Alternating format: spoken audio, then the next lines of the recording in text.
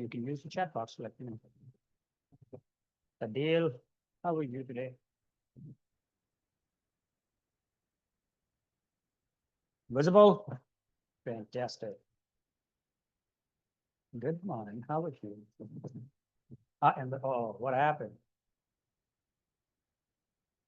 What happened to you, Dr. Adil? Okay. Bad flu. Sure. Yeah, weather, right? It's all because of the weather. Okay, guys. So what's the idea behind this webinar? So it's kind of a exam preparation webinar in which I'm going to be discussing a few questions with you in the first half, and I'll explain the solution as well. So the whole idea is to give you, an impression of how exactly the questions in the real exam will come. I'll be sharing a few of those tips and tricks as well. So how to answer those, how to approach these questions, what you should do, what you should not do. Okay. So that's going to be the first part. Now, once these questions are over, I have selected 20 questions. I've written 20 questions for this one, right? So they can really help you in understanding the format and the kind of questions and the scenarios that PMP in the exam will ask you. Second part would be any of your questions, right? So I'm going to open up the platform. So if you have a question related to, say, the PMP exam or say the preparation part of it, if you have a question related to how to file the application, any general thing related to project management. So I'm going to open up the platform and you can ask those questions. Okay. So these are the two different parts. So we'll begin with the first part of it, in which we'll try and look at a few questions. And I would open up the platform so that you can answer and you can provide your opinion that what should be the answer of this question. And then we're going to do the discussion about, what should be the actual answer and why it should be the actual answer. Okay. So let's get it started. And you guys don't see me, do you? Oh, webcam, is it working? Oh, no, that's off. Now you see me, hopefully. Am I visible to you? Yep. All righty. People who don't know me here, my name is Sachin Goswami. I'm the lead PMP at the IMC here. All right. And with an overall experience of 25 years in trainings, more than 20 years in project management trainings, taught many batches, about 1,100 batches in the last 20 plus years in my career, right? Trained 50,000 participants, about 9,500 of those are decertified PMPs. That's just the small introduction for those who, who are sitting in these workshops for the first time. So most welcome. I'm very happy to do the discussion with you guys. Okay. So let's start with this. The first question. Now, after reading the question, I'm going to be telling you a few of the techniques, right, that could really help you to pass the PMP. So the question is, you are managing a complex enterprise-wide system integration project. Midway through, a senior stakeholder requests a modification that affects multiple components and potentially delays several critical activities. Now, this change is not documented in the original scope. Now, first, what should you do first? You see, for questions like these, first you have to understand that what methodology this project is, right? So tell me, what do you think? Is that a predictive methodology project or an AHL methodology project or a hybrid project? Debashi says it's an AHL project, okay? Saga says it's a predictive. What about rest of us? Shobha says it's a hybrid project, okay? You see three different participants with three different perspectives, right? Three different answers. One thinks it's a predictive one. The other one is the HR. All right. Now you see, tell me this. When you define the scope upfront and then you go into the execution, what methodology that should be? predictive, right? Correct? The waterfall method, you plan the work and then you work on the plan. That's what predictive says, right? The waterfall methodology says that. Now tell me, and the second thing, okay, I'll give you a trick that how should we approach the question. The trick is that first, I would suggest you to any question, because they all going to be scenario-based questions, all the 180 questions, they all going to be scenarios. The PMI would never ask you what are the inputs to this process, what are the outputs to this process, what are the tools and techniques that we're going to use. They would never ask you questions like this. They'll always give you a real life scenario. And you have to identify what methodology it is, because the PMI wouldn't tell it. Okay. And when you approach the question, the best approach is just read the first line of the question, just like here. Read the first line. And immediately after that, you should read the last line. Let me explain what I'm saying. So when you say that you're managing a complex enterprise-wide system integration project, what it tells us that this is going to be a big project with more than 100 people involved in this. It's going to have a budget of about $100,000, all right? So it's a big project. That's the impression that I get from the first line. And from the last line, it tells me what should I, the project manager, should do first. So that means now if you go back and start reading the question, you already know in your mind that at the end, the PMI is going to ask me, what should I do first, right? Now you're going to read the whole question to search for that answer. Correct? You understand what I'm saying here? Debashish, is it making sense, guys? So when you read the last line, that already puts that in your brain that at the end of the question, the PMI would ask me, if I was the project manager, what should I do first? Correct? Now you go back and read. So it's a complex project, integration project. It's an enterprise-wide. So the whole organization, so multiple different departments, multiple different, different sections of the organization, they're all in this. They all are stakeholders. A senior stakeholder requests a modification that affects multiple components and potentially delays several critical activities. So it is talking about the activities are predefined. It is talking about the scope is predefined. It has to be a predictive methodology project. Okay. Now you have 4 different options. Direct the technical team to begin evaluating how to accommodate the request. Racket the request and initiate the formal change control process. Right? Present the change request directly to the sponsor for expedited approval and deny the request since it conflicts with the agreed project scope. Now tell me, what do you guys think? You all are done with the PMP certification training, right? A lot of you, I trained, a lot of you. Tell me, what do you think should be the answer here?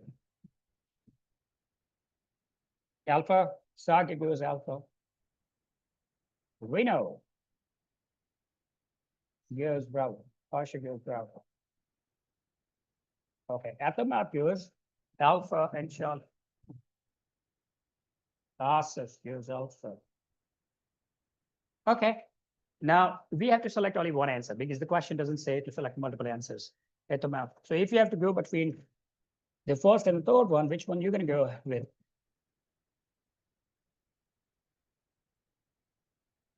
Which one you're going to go ahead with? Not sure. Okay. Sure, but still going with the first one. You see, now let's talk about it. Tell me, how many total processes do we have in scope management? From where that came, right? Yes, that's why we did so much of an effort to understand that framework right at the beginning of the course. How many total processes? Tell me, in scope management. I'll tell you, 6 processes, correct? Now, 4 of them are in the planning and 2 of them are in monitoring and controlling. Scope management plan, which describes how the scope will be defined, how it will be validated, how it will be controlled. Collecting the requirements. So you collect the requirements from all the stakeholders and come up with the requirement documentation, defining the scope. You sit with the team, you look into those requirements, you try and understand that what all things that we have to do or we have to perform as a team to satisfy or to fulfill those requirements. And finally, now that gives us the project scope statement, including the acceptance criteria, correct? And finally, you break that project scope statement into smaller and more manageable components. And that's where the WBS, the work breakdown structure, comes in the picture. That gives you the scope baseline, correct? Now, once you have the scope baseline, you're going to put that back into the project management plan, the master plan, and then you go into the execution, okay? And that's where during the execution and management controlling, you have two more processes, the validation of the scope, but that comes only once you have the approved deliverables, correct? So verified deliverables. For the approval, you go into the validation.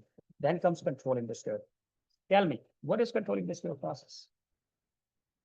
Controlling the scope process says that any deviation from the scope baseline will be managed as a part of controlling the scope. Now that's what PMI writes in the PMBOK. Okay. Now you tell me, what's the whole purpose of controlling the scope? The whole purpose is that the moment you see something which is deviating from the scope baseline and which might impact the other components, say the schedule of the project or the cost of the project or the resource allocation, quality, it has an impact on the quality, then what do? You generate a change request and you send it to the Perform Integrated Change Control process, the ICC process, correct? That's where the CCB will look into it. And if they find it feasible, then they're going to approve it and then only you're going to implement. So if you go with the first answer, which says direct the technical team to begin evaluating how to accommodate. Now, the technical team shouldn't do it. That should go to the CCB, right? Now, when you talk about present the change request directly to the sponsor for expedited approval, sponsor cannot do this. And you cannot bypass, the whole process. Deny the request since it conflicts with the agreed. How do you know that it conflicts? How do you know that? You will only know when you do the evaluation. First thing first, ladies and gentlemen, any question in the examination which talks about the actions without evaluating those actions cannot be the right answer. Okay? So I used the process of elimination. In my humble opinion, the answer should be to record the change request, because this is what controlling the scope will do. And initiate a formal change control process, send it to DCCB, do the impact analysis. If it is feasible, do it. Correct? Is it making sense? Let's see this. You see, the answer is bravo, right? Explanation, any scope modification outside the approved base, bingo. Is that what I said? Outside the approved baseline requires formal evaluation. Initiating the change control process ensures a structured assessment of impact and the alignment with the project constraints. If you understood the answer, say aye on the chat for me. You got that, right? Fantastic. Let's see another question here. The question number 2. Now I need to go back and check with my team that during the question, they give the numberings 1, 2, 3, 4. When they give the solution, they say Alpha, Bravo, Charlie, and Delta. Right? Did you notice that? I just noticed it. Now, you see, on the previous, it says Alpha, Bravo, Charlie, and Delta. Here, it says 1, 2, 3, 4. Right? Well, that's okay. That's fine. Okay. So during a retrospective, several team members expressed that the pace of the work has become unsustainable and is affecting the morale, productivity matrices. However, have remained stable. What should a project manager do? Again, question number 1, what methodology this is?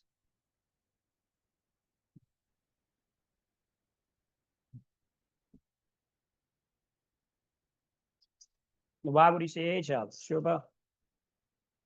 Hey, Shobha, were you one of my participants in any of my classes? Shobha? Is it Shoba? Shoba. All right. No? Okay. Happy to meet you. How are you?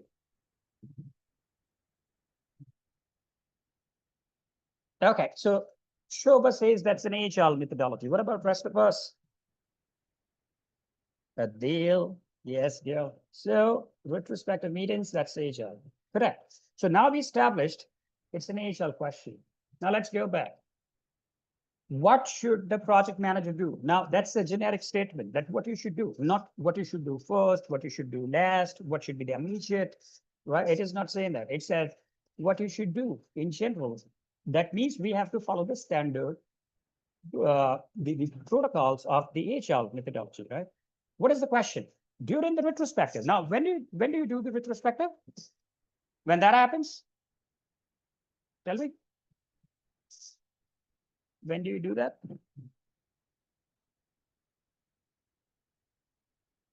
You do the retrospective at the end of the sprint. Several team members expressed that the pace of the work has become unstable. That means the spikes or when you say the velocity is not constant. And that's why their morale is down and their productivity matrices are down. Although we are still stable. Okay, answers, please.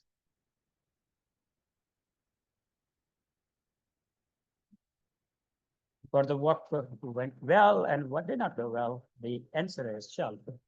That means three. Facilitate a deeper root cause discussion to explore underlying concerns. Okay. Increase the sprint length to reduce the pressure, reassure the team that matrices indicate success, shift lower performing team members to do less demanded work. Now, you see, this is actually an easy question, isn't it? Because the only logical answer here can be the child, isn't it? Because all the rest are bogus answers. Because you cannot increase the length of the sprint, or that's not allowed, right? You cannot tell your team that everything is fine. You can't do that, and you cannot just pick somebody and say, hey, you are a bad performer. I'll assign you to the non-critical tasks now. You cannot do that, right? So clear answer is Charlie. Okay, because it is not about retrospectives. It's not only about the performance matrices, but also the team's health, right? Because their morale is down. So you need to do a deeper retrospective. Question number 3, ladies and gentlemen. You notice during the project execution that a vendor consistently submits the progress updates late, delaying dependency tasks and create uncertainty in schedule forecasts. What is your best next step? You see, it says, what should you do next? So what type of project methodology do you think this question belongs to?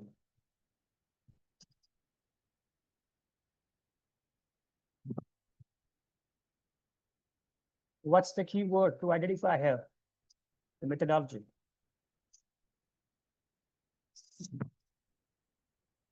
Anybody? Or why would you say predictive?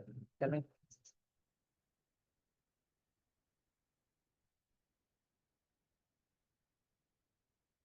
Execution phase, predictive. Fantastic. Schedule forecast. That means predefined schedule. Schedule baseline, indication of the predicted. What you should do next? Replace the vendor due to reliability issues. Report the issues to the procurement for penalty enforcement. Review the contract terms and initiate a performance discussion with the vendor and adjust internal schedule to compensate for the delays. Delta definitely goes out, cannot be the answer. You cannot simply replace the vendor. Alpha goes out. Report the issue to the procurement for the penalty can't happen. What's the answer? Charlie, right? That should be the answer here. Bingo, Charlie is the answer. Correct? Question number 4. A stakeholder is concerned that the deliverable quality is acceptable, but it doesn't reflect the business value originally expected. All requirements have been formally met. What should the project manager do? Answer that.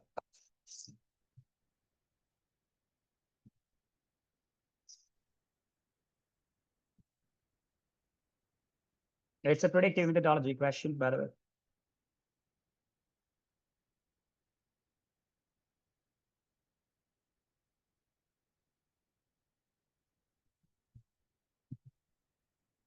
The quality-wise, the deliverables are fine. They're fine quality-wise. Okay.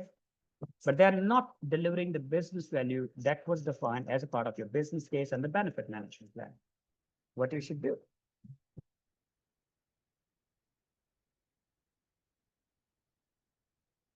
And that's the stakeholders' concern.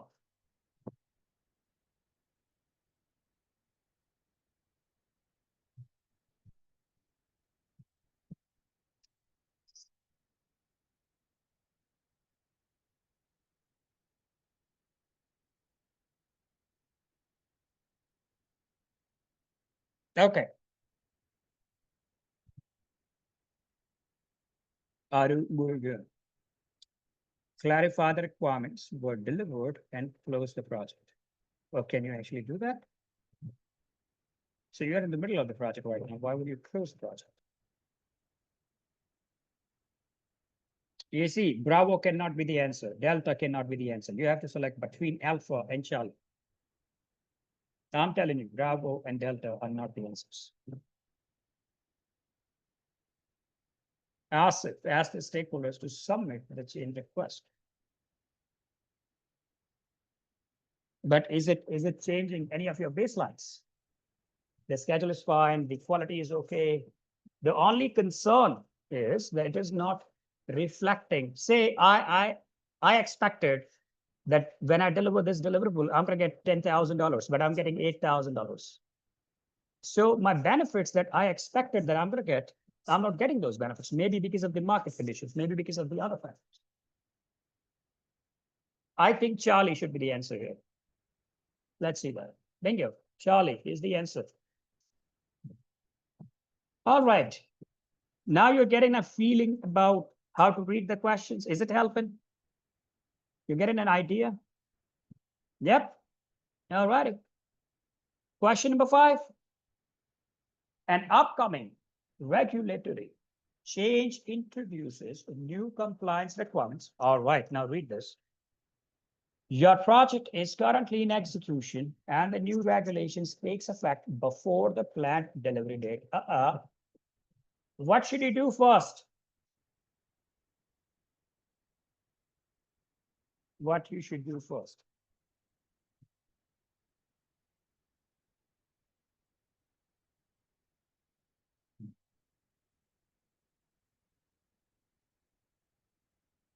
What's wrong with the alpha? Tell me. Those regulations are to be introduced before you launch your product. Okay, let's put that into perspective. You were launching a car with the Euro 5 standard. And when you are in the middle of the execution, you realize that the car launch is in November, but from October, the Euro 6 standard, will be applicable to all the new vehicles.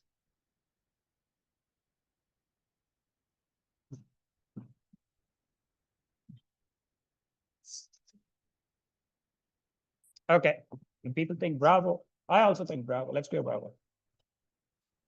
Yep, that's the answer. Fantastic. You guys are doing awesome. I can tell you that. You guys are doing fantastic. Question number 6, ladies and gentlemen. A product owner introduced a new feature request during a planning session. The team points out that accepting it will push the existing work beyond the capacity. How should you respond to this? What methodology it is? Tell me the methodology. It's an agile project, right? It's an agile project. Answer the question now.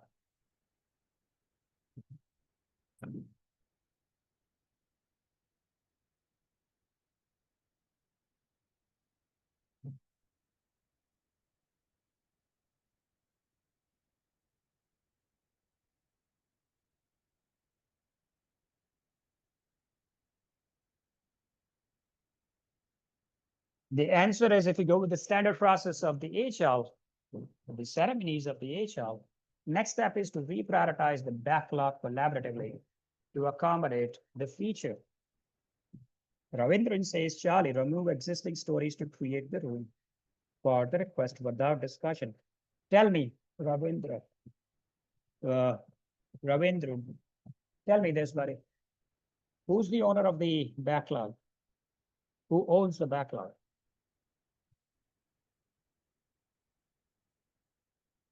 Ravindran?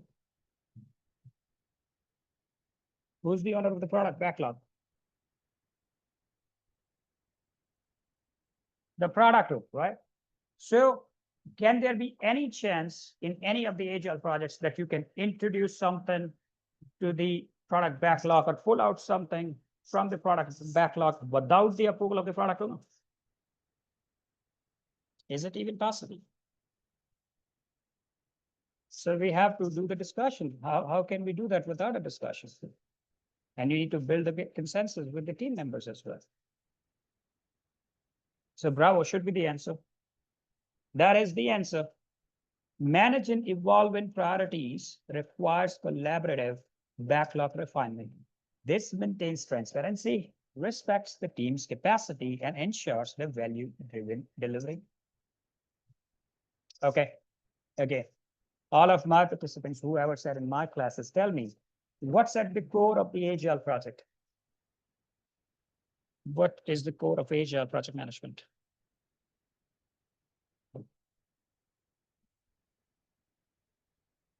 Now that's the core.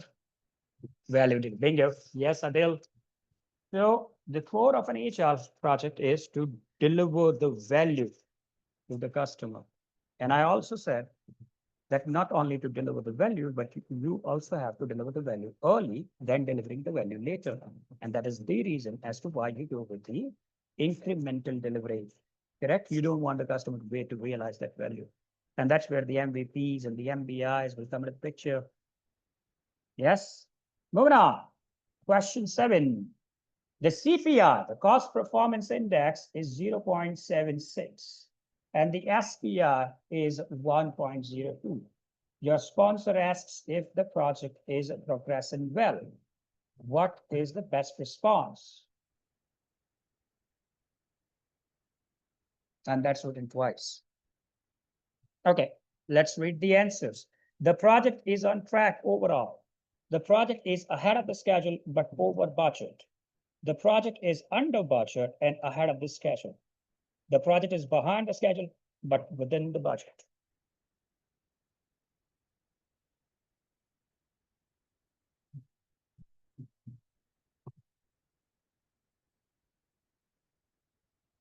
Harsha says it should be Delta. And Sagar says it should be Delta. Shobha says it should be Bravo. The project is ahead of the schedule, but over budgeted. Okay, fair answer. Zahir. Zahir agrees with Shobha here. Okay, tell me. And Munir goes Alpha. Oh, that's interesting. The project is on track overall. Then Munir, my brother, do we know each other? I mean, were you one of my participants in any of my classes? Atamat goes Delta. Arumugum also goes Alpha. Okay. Munir, when it comes to the earned value management, there are two golden rules. You want to make a note of it? Please note it down. Rule number 1. Whenever any of your variances, say the schedule variance or the cost variance, if they are in negative, that means you are behind. Correct? That's the rule number 1. Rule number 2 is that whenever your performance indexes, the cost performance index and the schedule performance index, if they are 1, then you're doing perfect. If they are more than 1, you're doing pretty good. And if they are less than 1, then it's a concern. Okay. So when you say the CPI of 0.76, tell me what that tells you. What the CPI of 0.76 tells you. Your cost performance index is 0.76. Open question, not for money. It's an open question. 0.76 as the CPI. What that means.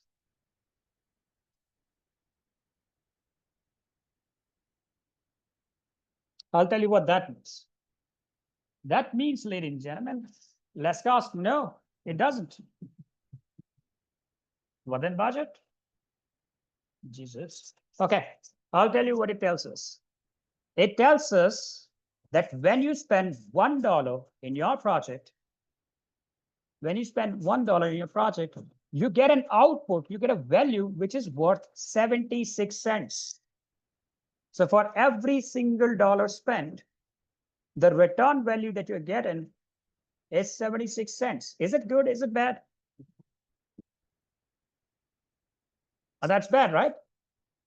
Because you'll end up spending 24% more than your expected budget. So that means you're over budgeted. But when you say the SPI is 1.02, that's nearly perfect because 0.2 is a very small margin. So when you say 1.02, that's positive, right? So you are slightly ahead of the schedule, slightly, very slightly, but you are ahead of the schedule. So you are over budgeted ahead of the schedule. What option is that? Shobha was right. The project is ahead of the schedule, but over budget. I'm going to go bravo. Bingo. That's the answer. Explanation, CPI less than 1 means the cost performance is ineffective over budget. SPI more than 1 means the schedule performance is efficient ahead of the schedule. It's important to differentiate between the two. I already explained you that. Question number 8, ladies and gentlemen.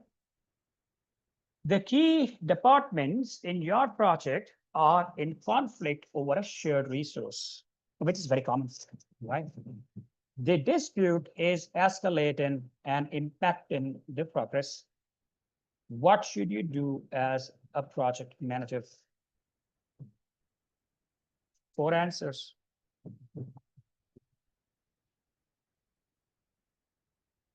The dispute is escalating and impacting the progress. It's an impediment, correct?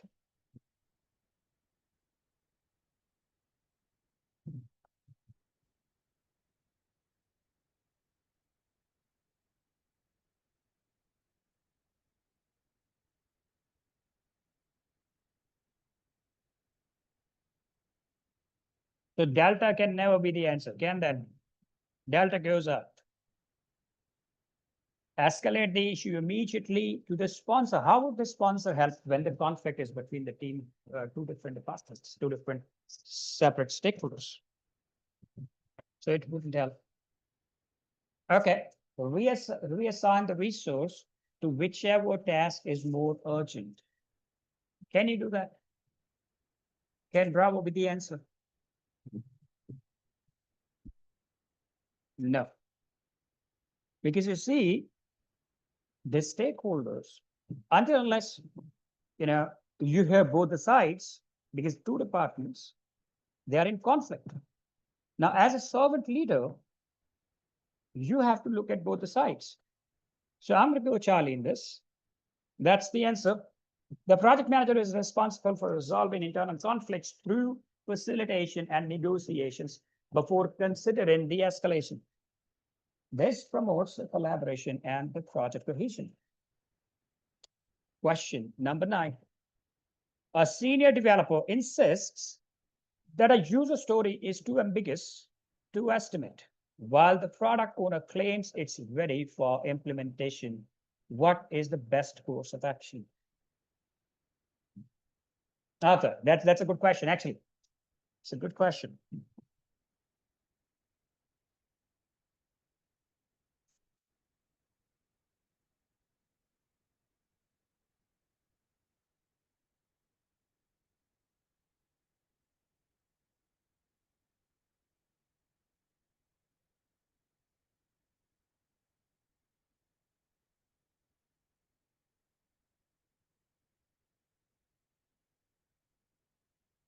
All the 4 good answers, actually.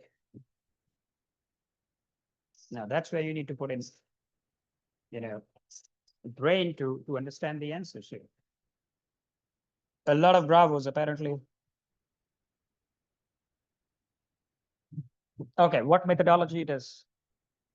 It's an agile project, right? Senior developer is your team member. He says the story is too ambiguous to estimate. When it becomes ambiguous, when it is too much, when it is too big, the product owner claims it's ready for the implementation. Should we break it down into the smaller, more precise tasks to do a proper estimation? Should we do that? That's the answer. Ambiguous requirements should be clarified and decomposed further. Now, this enables better estimating, planning, and avoids technical misunderstandings later. You guys are doing absolutely awesome. Absolutely. Are you guys counting how many right answers that we have given so far? Are you guys counting on that? We'll see after the 10th question that how many right answers you were able to give. Question number 10. Your project was initiated based on a business case that projected a 15% efficiency gain. Okay, there are 2 different types of project objectives, the tangibles and intangibles. Just reminding you that, because that would help you to answer this question. Midway through, operational leadership expresses concern that the gain may no longer be realistic due to change in external conditions. What should you do? All right, answer.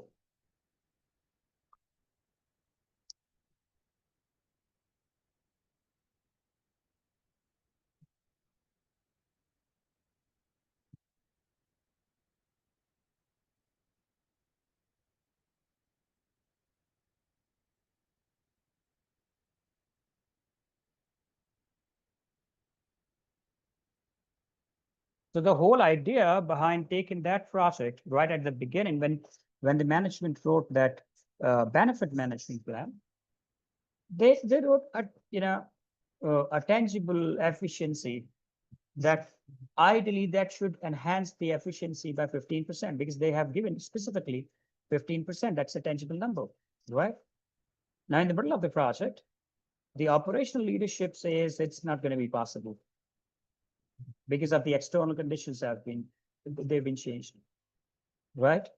So first, what we should do is to reassess that is it actually worth continuing with this project if you're not able to achieve. Now, we'll be able to say that only after the assessment, correct? So what should be the answer? The answer should be the bravo. We go with updating the benefit management plan and evaluate or reassess continued justification. Okay. Tell me, what was the business case? What was the definition of the business case as per the PMI? Anybody? Open question.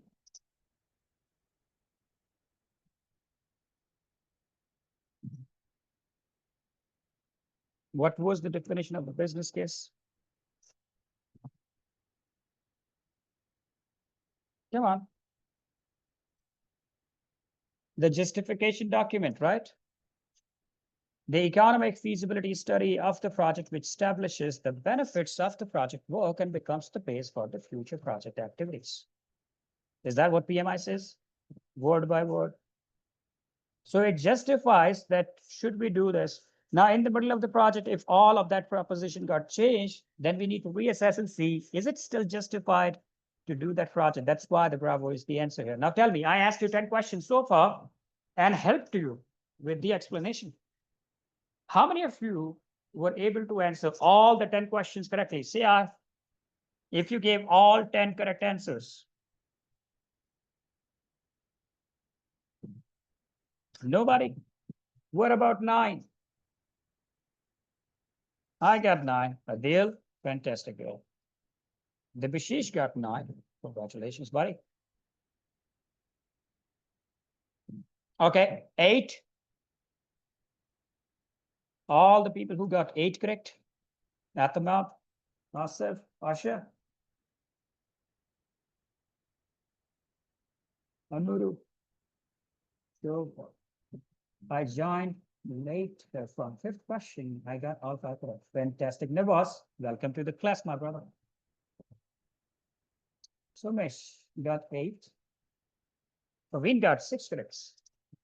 I'll tell you what, anybody who got 7 and more correct, that's your guarantee to pass the PMP exam. If you're getting 7 or more, you can pass the exam. Okay. So I'll tell you the good thing about it. I have given the PMP exam twice. Okay. 2006 in the previous version of the PMP, 2021 in the new version of the PMP. Now, where it helped me, because I have given the exam in 2021 again, because that was one of the requirements of the ATP program in my previous organization. Otherwise, I had to do an HL certification separately. I decided that I'm going to put my PMP online and take that risk. Nobody wanted to take that risk. I said, all right, so I would rather sit in the new format because that gives me the opportunity to look into the questions, that what kind of questions. And trust you me, nowadays the PMP is much simpler than what it used to be before the 2021. Trust you me on that, right? Because in the previous version, back in 2006, when I gave the exam, there used to be approximately 40 questions, not one, not two, but 40 questions related to the inputs and tools and techniques and the outputs. Okay. I'm talking about 208 different things that you had to remember to answer those questions. You don't have to do it anymore, right? All questions are scenario based. Questions like these, right? And by the way, you wouldn't find these questions anywhere on the internet because these are the questions that I wrote last week specifically for this workshop. Question 11. What happened here? Where are the you received? Where are the in the exam? How many correct questions we should have to pass? 144 correct answers out of 180 questions. That's not bad, right? You still have a margin of 36 questions. 80% in all the 3 domains. The PMI used to never disclose that how many, what percentage that you need to score before 2021.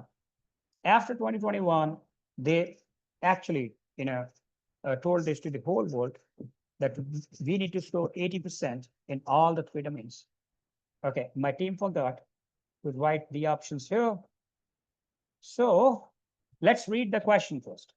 You receive notice that an upstream supplier is entering bankruptcy proceedings. Their component is on your critical path and no alternative has been secured. What is your immediate action? Now, because you don't see the answers, let's discuss this question. The answers are initiate the procurement for a new supplier and fast track the procurement process. Notify the sponsor and request the scheduled relief. Perform a risk impact analysis and develop a mitigation or the contingency strategy. Pause the project until the resolution is known. Now you see, again, the question asks what should be the immediate action? What you should do right now? Now tell me, if he's entering the bankruptcy, is that a risk? Is that an issue? Is that a risk? Is that an issue? What is it? Come on, is it risk? Is it issue?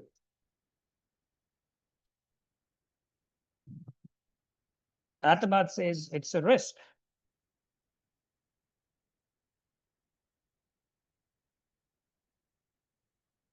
I say it's an issue. I say it's an issue because he's already entering the bankruptcy. Now, for the risks, you have the risk responses. You plan the risk response because something might happen in the future. For the issues, you plan a workaround. So out of these 4 options, which one is for the workaround? Charlie. Unexpected supply failure, high priority risk. The project manager must assess the impact, explore alternatives. That's where the workaround will come to the picture, and update the risk response strategy accordingly. Question number 12. In a recent deliverable review, a stakeholder suggested adding a feature not in the scope. The team begins work on the suggestion without informing you. What should you do? Fire all the team members. That's what I'm going to do. Right? If they do it, this is what I'm going to do. I'm going to fire all of them. Okay. Answer the question.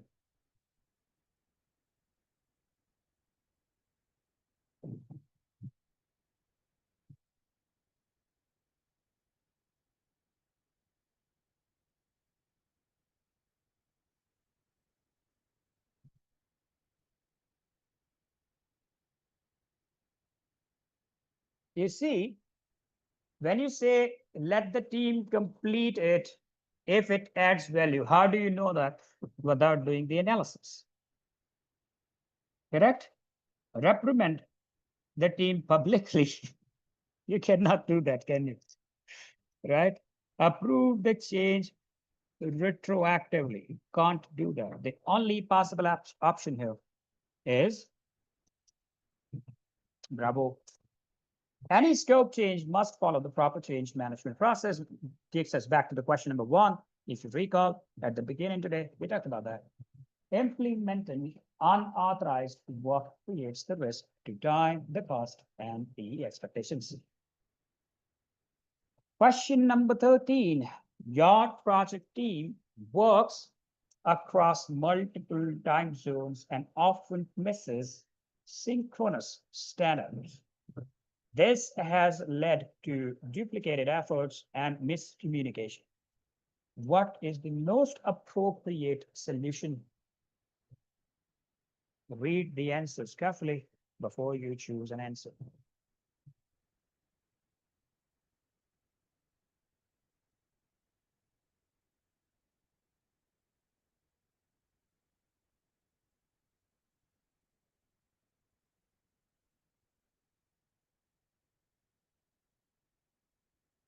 Require all the team members to attend the same daily stand-up. Implement asynchronous communication tools and processes. Rotate meeting times to accommodate different regions. Allow the teams to operate independently without coordination. Alpha cannot be the solution, and the delta cannot be the solution. We have to go between Bravo and Charlie. In fact, alpha is a potential solution. Requires all the team members to attend the same daily stand-up. I'm just giving you an option. Tell me, what do you think? All goes Bravo? Everybody? Why not rotate the meeting times to accommodate different regions? Why not that? So the answer is, you're right. Implement asynchronous communication tools. Because you see, you remember that discussion that we had about the co-located teams versus the virtual teams? You remember that discussion? Back in the PMP training when we were doing that. Now, in that, we actually talked about that there are advantages and the limitations when it comes to the virtual teams. Now, they create opportunities for the organization. For an example, you may find better skills at a lower rate. That's one benefit. At the same time, you can save on a relocation cost, right? And it's a good work-life balance. But at the same time, there are limitations, especially if you are in different time zones, right? You are dependent a lot on communication technology that you need to use in virtual communication, right? And that's where you need to use distributed systems, right? So if we cannot do face-to-face stand-up, let's use other alternatives. Let's use, a review deck that we can send across to the team members, or maybe, racket that meet and then send that link to everybody so that they could attend, they can see that meeting on their time zone and see what all decisions were taken. Correct? So the answer is bravo. Question 14. A new government regulation introduced a data encryption requirement affecting your project. Your solution architect informs you that the current design is not compliant. What should be your response? All right, good question.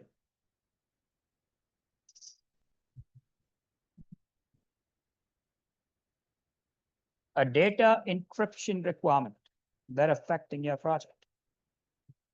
It's a new government regulation.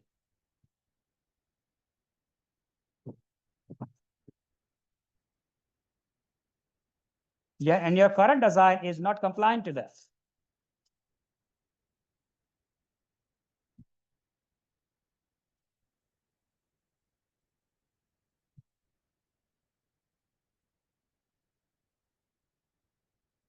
Alpha goes out, delta goes out. You have to choose between Bravo and delta. Sorry, alpha goes out and Charlie goes out.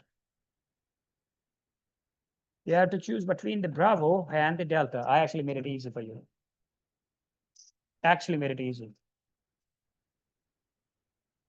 Okay, now that takes us back to our first slide in which I said, always follow a formal process for the impact analysis and the approval, right? And the compliance requirements. Okay, now, you remember the PMI's Code of Ethics and Professional Conduct? Oh, come on, tell me something. Yes, no, something. Yeah, you do. What are the 4 core values of the PMI's Code of Ethics and Professional Conduct? The responsibility, respect, fairness, and the honesty. Correct? Now, the first core value is the responsibility. And one of the mandatory standards of the responsibility is to make sure that all the compliances are in place before you can close the project. Is that one of the mandatory standards of responsibility? Did you read that document? I told you to read that many times. Yes. So it's a mandatory thing as per the PMI's Code of Ethics and Professional Conduct to make sure that you follow the law of the land. So if there is a new requirement came up from the government, we have to get an approval on that. And for that, we can follow the change request process. Bravo is the answer. Question 15.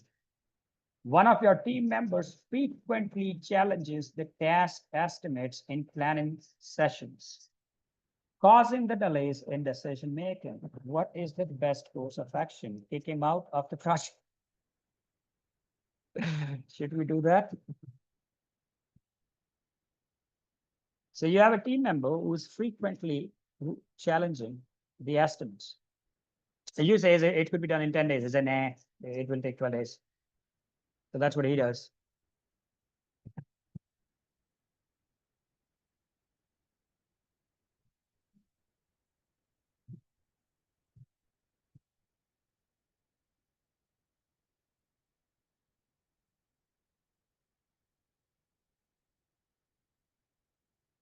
Okay, again, takes us back to communication. Formal, verbal, formal, written, informal, verbal, informal, written. What should be your approach at first? Formal, verbal, formal, written, informal, verbal, informal, written. Tell me.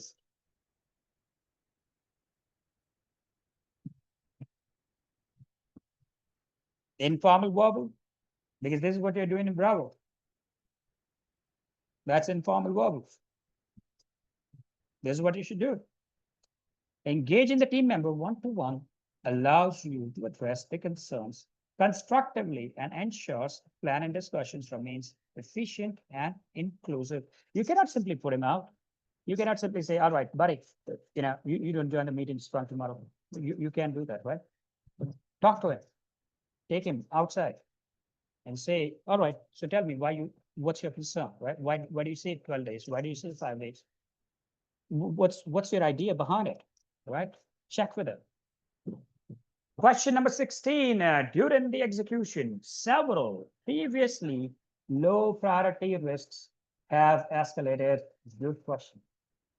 The risk register have not been reviewed in over 6 weeks. What is the most appropriate next step? Next step.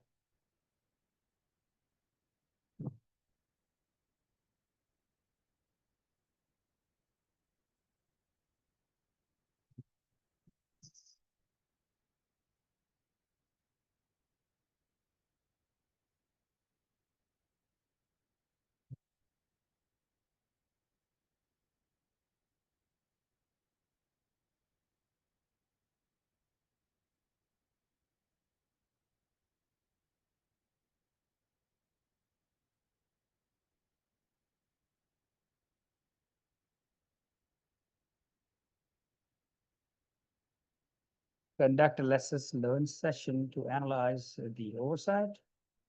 Devashish, Aru. You see, remove the outdated risk and create a new risk register. Cannot be the answer. Goes out. Okay. Now, okay, tell me, if your risk register is not reviewed in the last 6 weeks, would you say this is also a failure from the project team and the project manager as well? If you're not reviewing those risks, I mean, there has to be a frequency, right?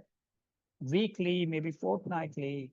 But if you're not reviewing it for 6 months, that means 6 weeks, that means you're not following the process yourself, right? But we'll talk on that later. For now, the problem is that what we thought were very low risks at the beginning of the project, they all have been escalated now.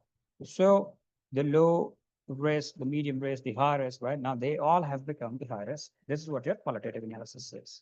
What you should do, you should review and update the risk register immediately and reassess the response plans. This is what you need to do. The risk register must be reviewed regularly. You see, this is what I said, because I have written this question. So I knew that I've, raised this point in the answer explanation. Escalated risks without current documentation prevents the proactive mitigation and violates the good risk management practices. Exactly what I explained to you just a while ago. Question 17, after deploying a product increment, when you say after deploying the product increment, what methodology are we talking about? The customers report on stability, usability issues, not instability. I correct myself. Usability issues. The feature meets all the technical requirements and passed the internal QA. What should the project team do? It's an agile project. Because the word product increment.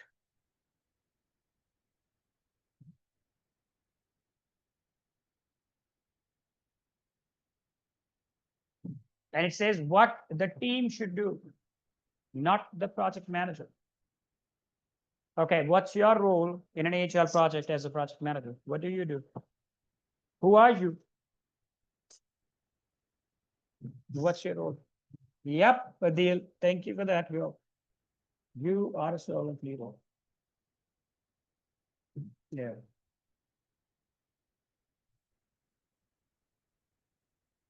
The answers, please. Close and release since the technical acceptance was achieved. That's a fair thing, actually. You see, that could be one potential answer. Analyze the feedback and adapt the feature backlog items to address usability concerns. Blame the user training process. Roll back the release and redesign the feature. You see, Delta, we can actually do Delta. I have seen that happen in real life agile projects. But then that rollback should be after the analysis. Until unless you analyze, how would you do the rollback? It's a big decision to roll that back, redesign, then go for the next sprint or the next product increment. Correct? The answer is bravo, which is to analyze the feedback and adapt the future backlog items to address the usability concerns. Okay. Question number 18. A stakeholder has become increasingly unresponsive. Now that's very natural. If you have long duration projects, well, that happens, right? Despite holding a key approval role, multiple attempts to schedule meetings have failed. What should you do next?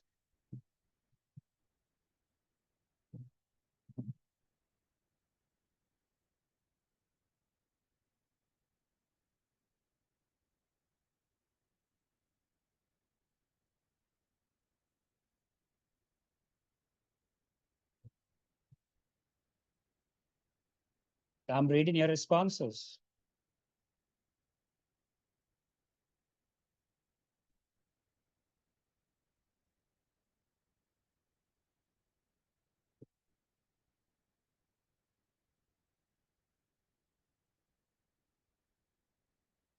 Okay. The answer is Charlie. You need to review the stakeholder engagement plan and identify alternative communication strategies. Yes, Shweta. Hi, Shweta. How are you today? Just saw you. This is what you should do. Question number 19. Your earned value analysis shows the BAC is 100,000, a million, right?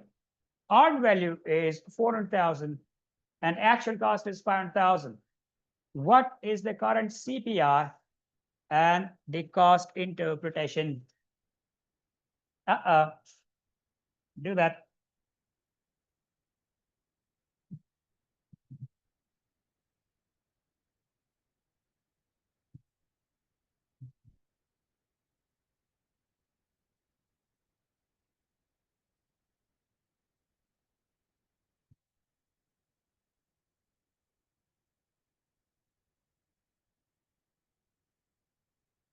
What's the formula to calculate the CPR? Harsha?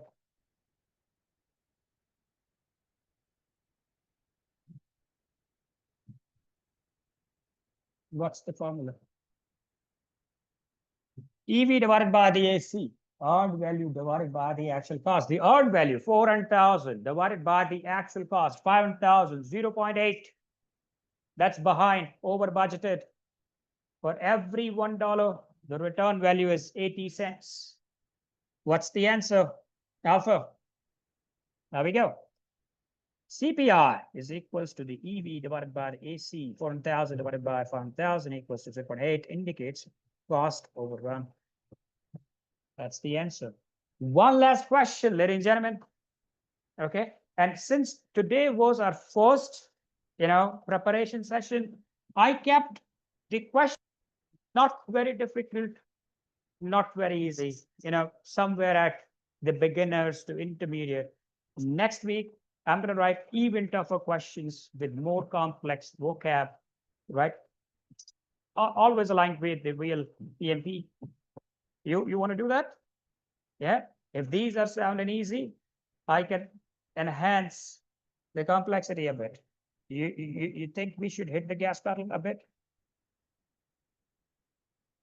So can we have this video later on? Oh, you could have. You could have, but you missed out the golden word. Saga. All right. What's the golden word, buddy? By the way, I have exam coming up Wednesday, so I can't join the next week. Nevaz, all the best for the exam. You're going to pass the exam. You were one of my participants, were you? No? Yeah? Oh, you will definitely pass the exam. I can tell you that. All righty. Last question, number 20. A project team member discovers a critical bug shortly before a planned release. Fixing it will delay the release, but ignoring it risks the customer's dissatisfaction. What is your best course of action?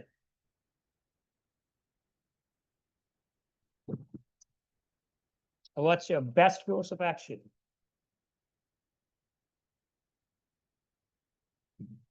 Shortly before a planned release. So the release is going to happen. That's an agile project, by the way, right? Fixing it will delay the release. You ignore that, brings the customer dissatisfaction.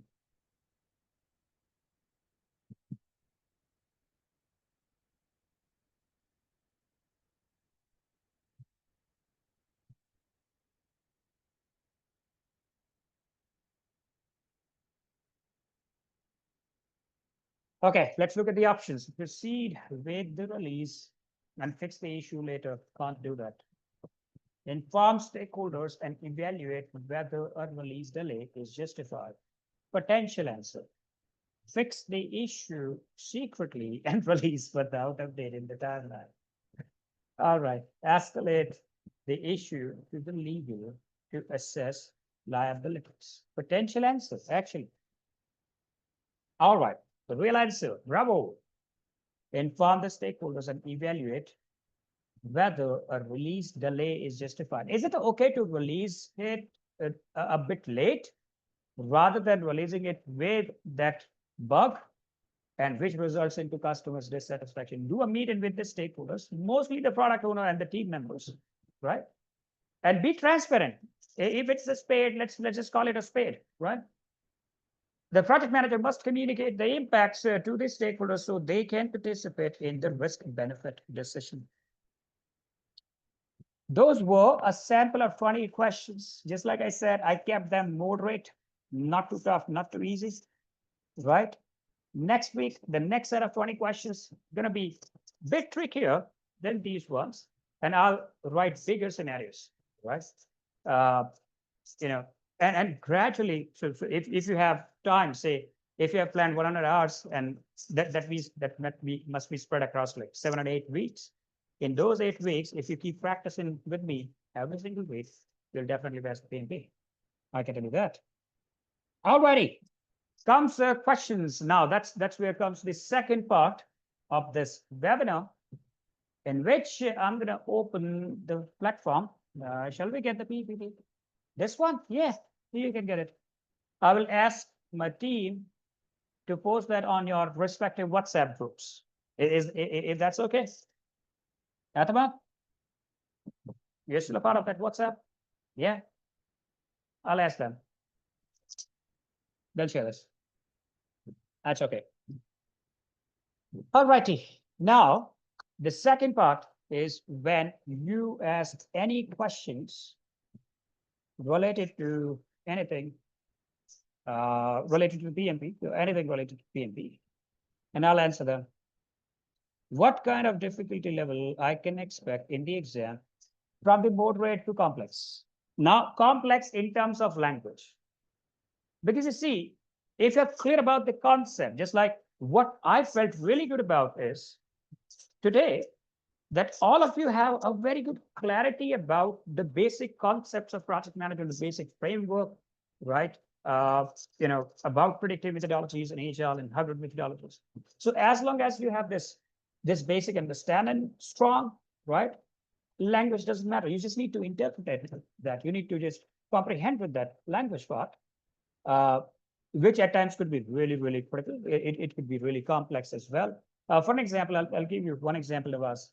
At times, just to confuse you, the PMI will not use the term BAC in earned value management.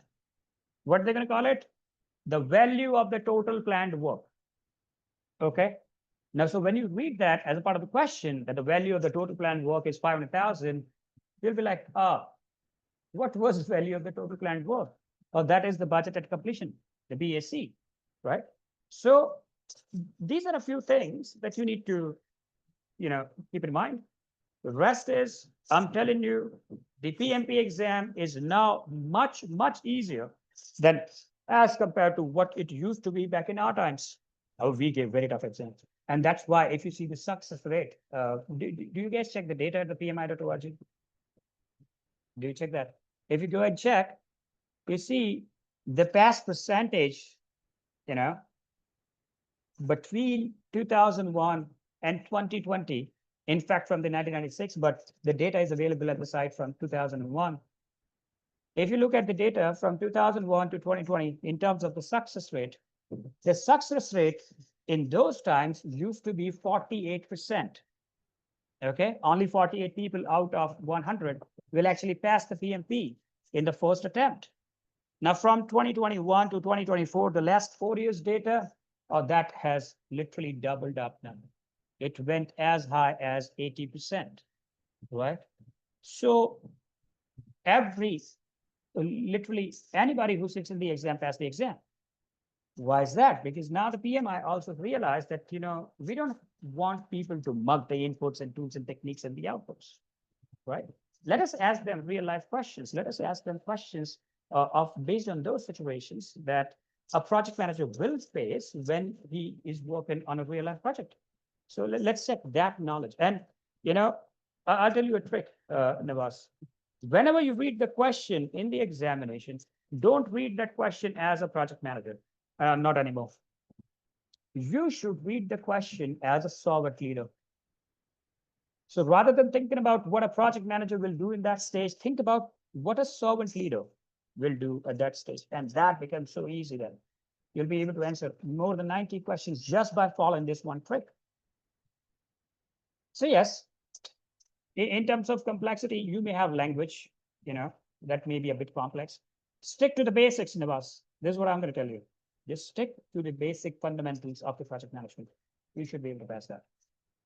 We got lots of material. Can you tell us which is the best book to read? You see, if you were in my class, I already explained that because I cover all the books, right? So I cover from the PMBOK 6 to PMBOK 7 to the Agile Practice Guide to Spectrum to Head First, because I focus on the ECU tutorials, okay? So, and those tutorials comes from 10 different books at the moment. And nobody wants to read 10 different books, right? Nobody wants to read that. So the only book that I would suggest is go to the Google Drive link that I shared with you. You have that Google Drive link with you, Fatima? So when you go to the Google Drive link, you go to the books section, the books 2021. And there is a book which is called the RMC 11th edition. Have you seen that book yet? The RMC 11th. Just read that one book cover to cover. Okay. Now that actually covers, can you see? I'm going to type the name. I'm going to type it.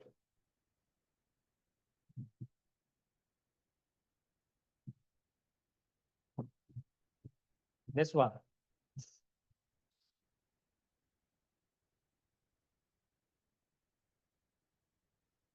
Okay. Read this cover to cover. It's a good book. It's a good book. Covers everything from the PMBOK 6 to 7. And just so you guys know, I'm writing my own book on the PMP. And also, 440, only 445 pages. The PMBOK 6 is 986 pages, just so you know. The PMBOK 6 is 986 pages. And it combines, the PMBOK 6 and 7 and the Agile Practice Guide, and combines that in 445. They did good. Professor, can we rely on the sessions and the simulations only? Or we should read? I told you to read the book that I've written above you on the chat window.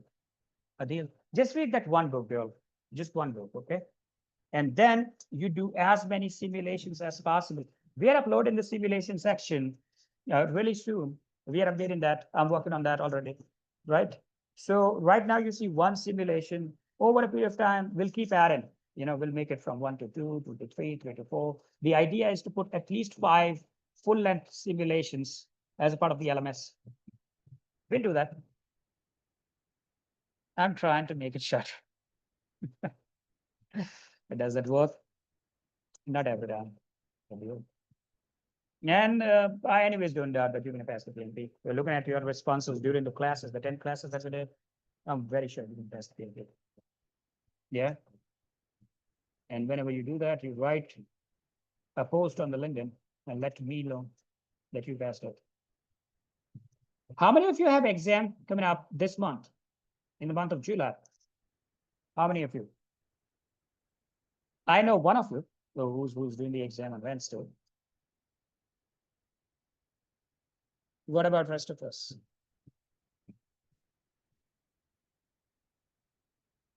Planning to do next week. Did you book the exam yet? Did you book the exam? The Mayor? Right now? No? Then how would you give the exam if you have not booked it? Can we plan simulation exam in August? Simulation exams as in the this session that we are doing? Oh, we're going to do that every week. If this is what you're talking about. My exam is in September. You booked it? The Bishish booked the exam? Fantastic. You did good. You must book the exam before you start saying that, okay, I'm gonna do the exam next month. Book it. Pay the money. Once the money goes out of your pocket, you will prepare. I can tell you that. That's a proven strategy, right? Planning to attend the end of this month, then go ahead and book that for the end of the month. Otherwise, you're not doing it. I can tell you that. Book the exam, pay the money. That sets up target for you. Then you plan the backward pass. Plan for the office. Well, book day after tomorrow. Okay. But book it, Vishnu. Book it, my brother. And you'll pass the exam, Vishnu. You were in my class. I know you. And I remember your responses. You will pass the exam. Don't worry. Anybody who will sit in the exam will pass the exam. Simple. If you'll sit in the exam, you'll pass the exam. Nawaz or Aru or anybody, just go ahead, sit in the exam. You have done enough studies during those 10 classes that we were together that you can straight away go and write the exam, but I don't want you to do that. Read 100 hours. I told you that strategy on the last day. Study for 100 hours before you write the exam. Yep. All right. Questions, ladies and gentlemen? Any questions related to anything?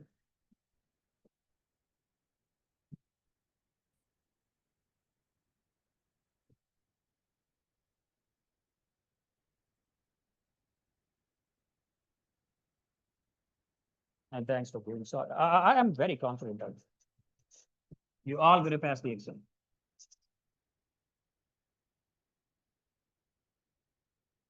Can you share today's class video? This one, Munir? The one that we just did? Or that we're going to have in from 2 to 6 India time?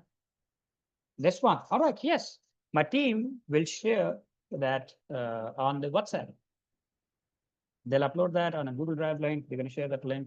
You can download that from there. And I guess this also goes on to our YouTube channel as well, the IMC's YouTube channel. So you can watch that anytime in the future. And then it's going to have your name as well in that. Yeah. Because I'm saying name on it, right? So it gets recorded, goes onto the YouTube.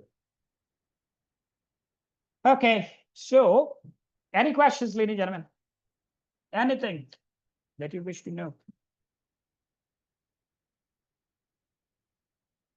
I'll just take some water. You can type the questions in the meanwhile.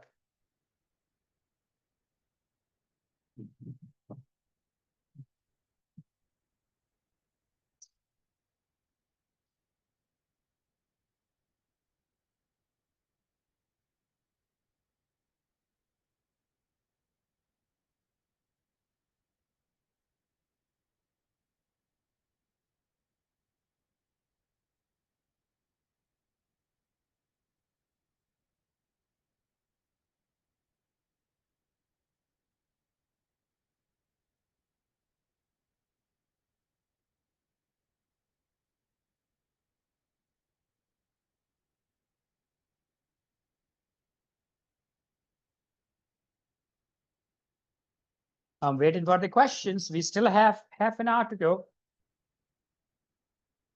Any questions? Adil, Munir, anybody?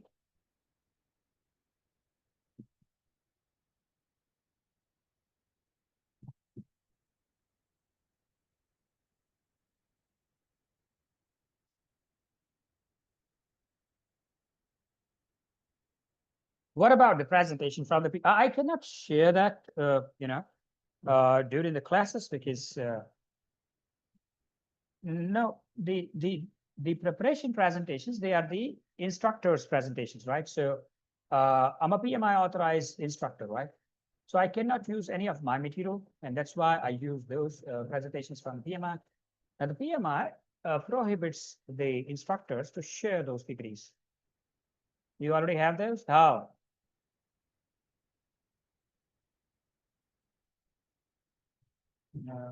I have already, but I asked if shall study. You don't have to. Any advice on drag and those going to be very easy questions, Nawaz. You remember those times back in the childhood when you had 4 options on the left, 4 options on the right? Match the correct pair. Yeah, you remember that? So when you match those pairs with pencils back in the childhood, that's the same that you have to do. So they are not very tricky questions. Match the following. Yes, Nivas. So those are the drag and drop. So you drag it and then you connect it. That's number one. Number two is fill in the blanks. Okay. So the second type of questions are fill in the blanks. Now, in those, you have a blank space in a paragraph. You have a blank space that you have to fill with the 4 options which are provided to you. So whichever you think is the right answer, you just click, drag it, and drop, onto the fill in the blanks. Again, very limited. So out of 180, you might have only 2 or 3 of those fill in the blanks. I had only 2 back in my exam 2021, 5 years ago. I had only 2 of those. But I'll tell you something, because we are going to sit in the exam really soon. Those are not tricky questions. Match in and the drag and drop. Guess what are the trickiest of the questions? Can IMC assist with the submission of the application and booking of the PMP exam? We can tell you the process, but then you have to submit your application yourself. We can review that application for you, right? I can do that. But then you have to submit your application yourself.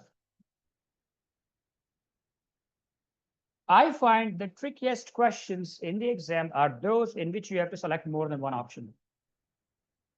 So when you have 6 options, you need to choose the best 3. Oh, that's when it is tricky. Because even if you choose 2 correct answers, one wrong answer, boom, done. Your answer is wrong. So you have to make sure that you select. Can we include? Yes, this is what I'm planning. And so we can go progressive, right? Again, 4 or 5 questions. In my exam, I had 4. When it comes to matching questions, I had a lot. I, in fact, had 1, 2, 3, 4, 5 questions from the matching, right? And then comes the hotspots. That's the second, tough category of the questions that I think are there. You understand hotspots? Fatima? The hotspot is when the PMI shows you a graph or a chart or a pivot, right? And then ask you a question. Now, in order to solve that question, you have to go and select that area from the chart. Now, this is what I thought was a tricky category. Although I had only 2 questions from that area in the examination. But those are tough. So you have to see, because then you need to read. You should be able to read all type of charts. The burn up, burn. Yes, Navas. So this is a sample question. Let me make it.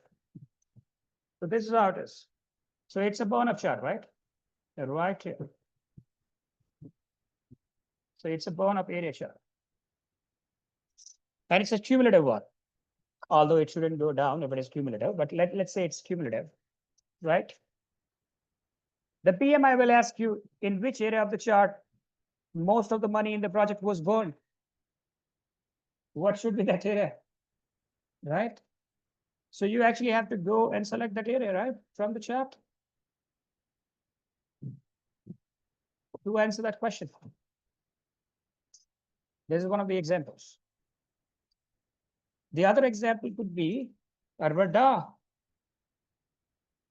From that radar, again, the PMI would ask you questions that what should be your priority, schedule, cost, quality, scope, and you have to go reading the scenario. So you have to read the scenario first, then go to the radar, select that area.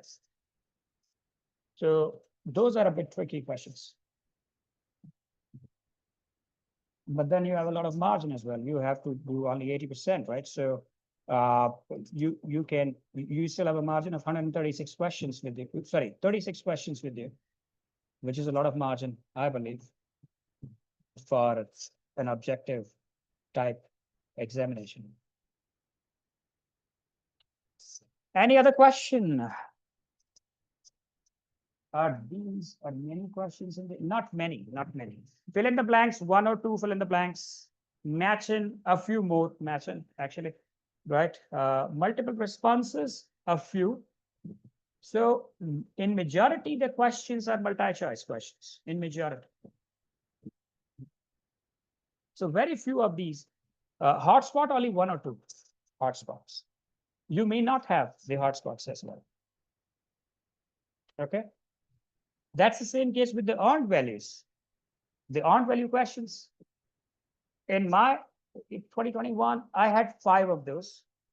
But then a lot of my participants told me, hey, by the way, you guys are on my LinkedIn yet? All of you? If not, then send in a request, please. Let's connect on the LinkedIn. Because when you go to the LinkedIn, on my wall, you would see yesterday 3 people, day before 4 people, then 3 people before that day. In the last 3 days, 10 people passed the PMP, all my participants, right? So when you, so, and they keep dropping me the messages. Once they pass the examination, they'll tell me that, hey, professor, this is what kind of questions that we had in the exam. Because I keep telling them that please let me know if there is an update. I mean, so how many questions you had from this area and that area? So I keep asking them. So my participants tells me that nowadays there are a few of those participants who had even 7 questions from the earned values and none from the critical path, right? And others say that we had 3 questions from the critical path and 3 questions from the earned value. There was one who said I had absolutely no numericals, absolutely no, be it the earned values, be it the anything related to variance analysis, anything related to the critical path. He said I had absolutely 0 questions from those areas. So what the PMI is saying, yes, can you write the account name here? Hey, Hadil, can you paste my my link on the chat window, please? The LinkedIn link, please. Because then I have to, go and search for that. Please do that for me. You are already on my network, so you just need to click on share. Yeah. Can we get a model question pattern for practice well prior to approaching the exam? That's why we are doing these sessions. In the forthcoming sessions, Aru, just like I said, we started with a very moderate level, then we're going to up the levels, right? So next Saturday, the questions will be a bit more complex. Then in the next one, I'm going to include variety of the questions, say the hotspot questions, the fill in the blanks, the mix and match, right? Matching the, matching questions. So I'll keep on doing that. If you want to, attempt those questions from the outside sources, now for that, just go to the Google Drive link, go to the book section. Now that's where you're going to have, you're going to have a document. I'm writing that name of the document here on the chat window. This is a book which is called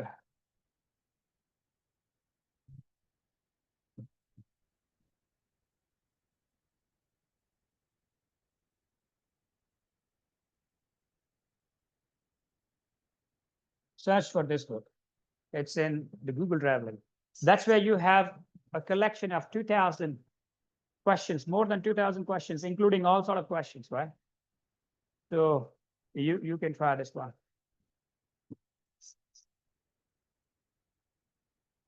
I kept this on the Google Drive link. And that's my profile. Adil just pasted that on the chat. Thank you so much for that, Adil.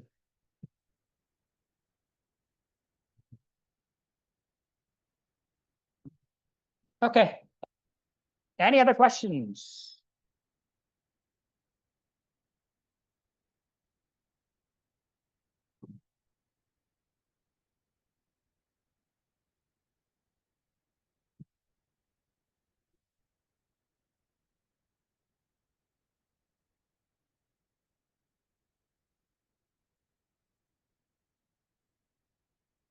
Questions? Anybody?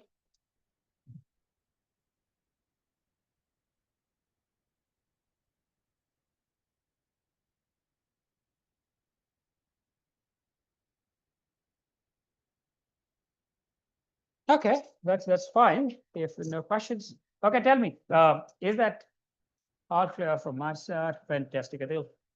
Tell me, guys, is that a good initiative? Should we continue with this next week and next every week? Let's say 2 hours, interact with each other. You have questions, problems, you can, let me know, and then we can discuss about the presentations, those questions as well. Yeah. So would you be interested in attending next week? Because then we're going to plan the attendance accordingly. Yes, Debashish, fantastic. Okay, that's good. So if we have no further questions, I guess we are good for now. We have 20 minutes, but that's okay, right? I believe it was good, open discussion that we had. I'll ask the team to share the recording of this session with you, and maybe later we can edit it a bit because we have to edit before we put that to the link to the YouTube, right? You may have the raw recording because you are all our participants. But for the masses, for the YouTube, we have to do a few of these modifications. Great guidance, sir. Thank you, sir, for Aru. Most welcome, my brother. It's all my pleasure. Can you please share the Google Drive? The Bishish, all right. Hey, who's going to do that? Who has my Google Drive link? Anybody who has my Google Drive, can you paste that on the chat window? I have a few of my participants sitting here. They must have it. No have? No worries. Somebody would have it. Vishnu, Adil, these guys would definitely have that Drive link. I'll just paste that on the chat. Adil, please paste that link on the chat, please.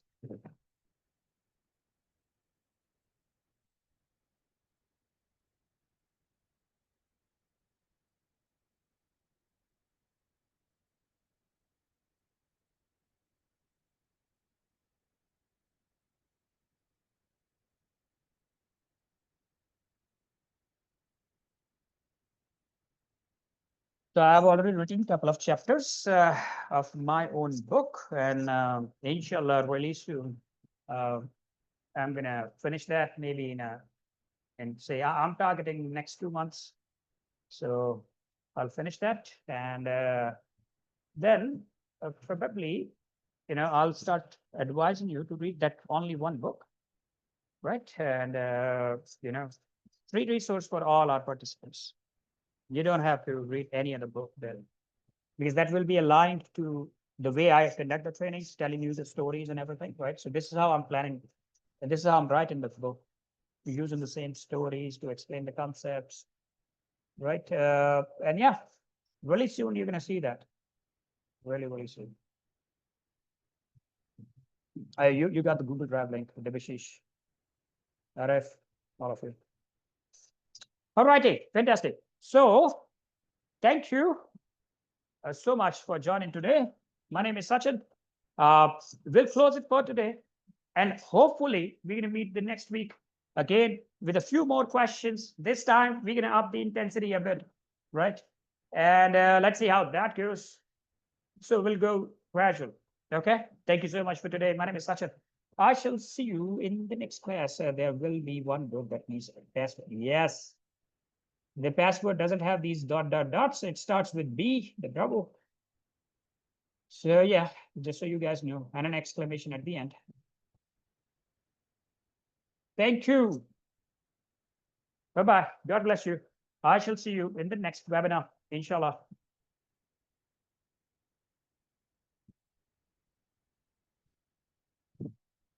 Thank you.